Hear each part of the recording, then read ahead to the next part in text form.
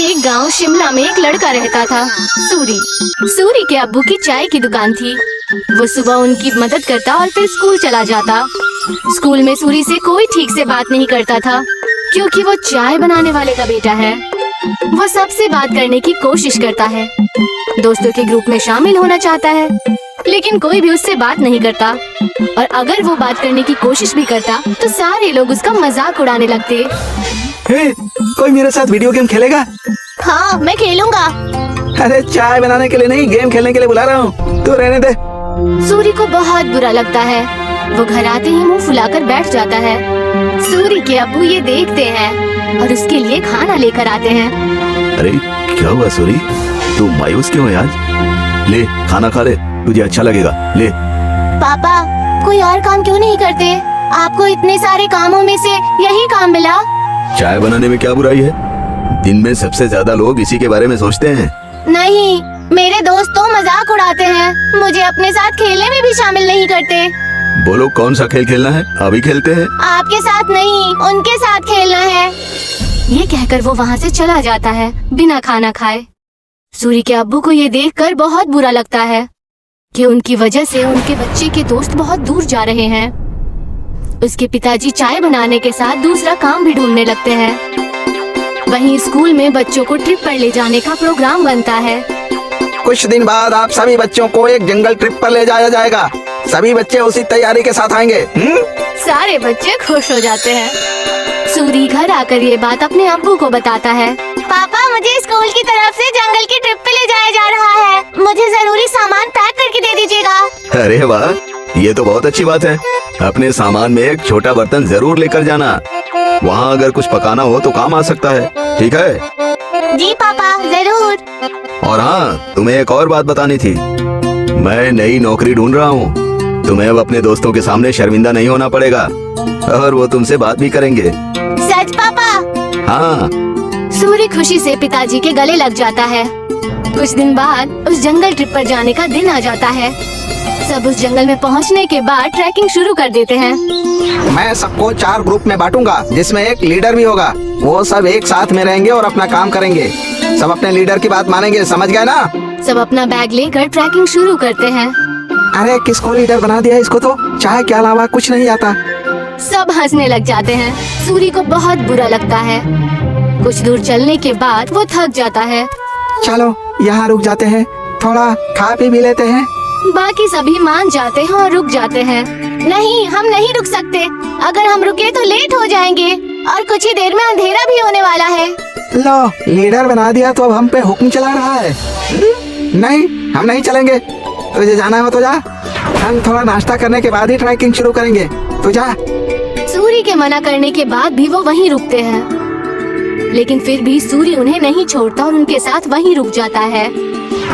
कुछ ही देर में टीचर और बाकी के बच्चे आगे निकल जाते हैं और वो वहीं रह जाते हैं। थोड़ी देर आराम और नाश्ता करने के बाद वो अपनी ट्रैकिंग शुरू करते हैं, लेकिन जल्द ही सूरज डूब जाता है और अंधेरा हो जाता है। अरे ये तो अंधेरा हो गया, अब तो रास्ता भी समझ में नहीं आ रहा। बाकी बच्चे भी डरने लग जाते हैं। कुछ ही वक्त में ऐसा मोड़ आ जाता है जहाँ से रास्ता पता करना मुश्किल हो जाता है और उन्हें वहीं ठहरना पड़ता है। अब तो मुझे भी रास्ता नहीं पता। मेरे ख्याल से हमें आवाज लगानी चाहिए। तुरंत ही वो चारों टीचर और अपने क्लास के विद्यार्थियों को आवाज लगाते हैं, लेकिन बात नहीं बनती। टीचर, टीचर, अरे कोई हमें सुन रहा है? हम खो गए हैं, कोई है? सब चिल्लाते हैं लेकिन कोई भी जवाब नहीं आता। लगता है हम बहुत पीछे रह गए हैं। हमें आगे का रास्ता नहीं पता, इसीलिए हमें यहीं रुक जाना चाहिए। हो सकता है अगर आगे गए तो रास्ता भटक जाए। नहीं, हमें कोशिश करनी चाहिए, क्या मालूम हम सही जगह पहुंच जाएं। रात बहुत हो चुकी है, जानवरों का भी डर है। टीचर थोड़ी देर में हमें खोजते हुए आ ही जाएंगे। हमें यहीं रुकना चाहिए।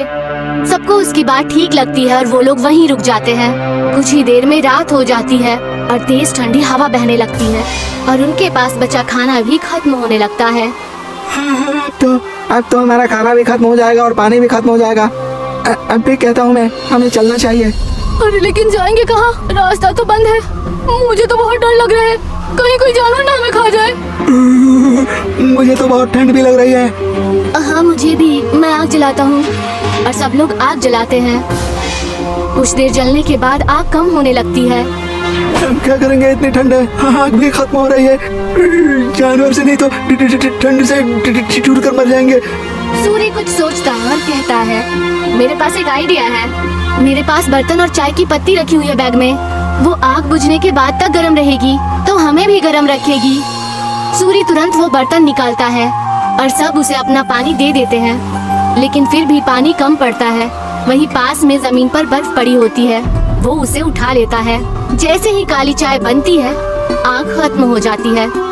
सबको बहुत अच्छा लगता है। उसे पीने के बाद सब तारीफ भी करते हैं, लेकिन अयन सिर्फ चुपचाप चाय पीता है। कुछ ही देर में उन्हें पत्तियों की आवाज आती है और वो अपने पीछे की तरफ देखते हैं। वो देखते हैं कि उनके टीचर आ रहे हैं। सब राहत की सांस लेते हैं।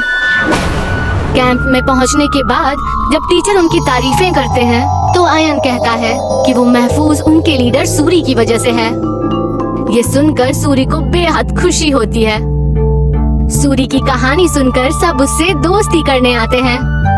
अगर आज सूरी को चाय बनानी नहीं आती तो शायद सब उसके दोस्त नहीं बनते। आज पहली बार उसे चाय वाला होने पर खुशी हो रही थी। अगले दिन वो खुशी खुशी अपने पिताजी के पास गया और उन्हें सारी बातें बता दी। अरे ये तो बहुत खुशी की बात है। एक बात तो मेरे पास भी है, मैंने अच्छी नौकरी ढूंढ ली है। सूरी ये सुनकर हैरान और उदास हो जाता है। नहीं पिताजी, आपको काम बदलने की कोई जरूरत नहीं है।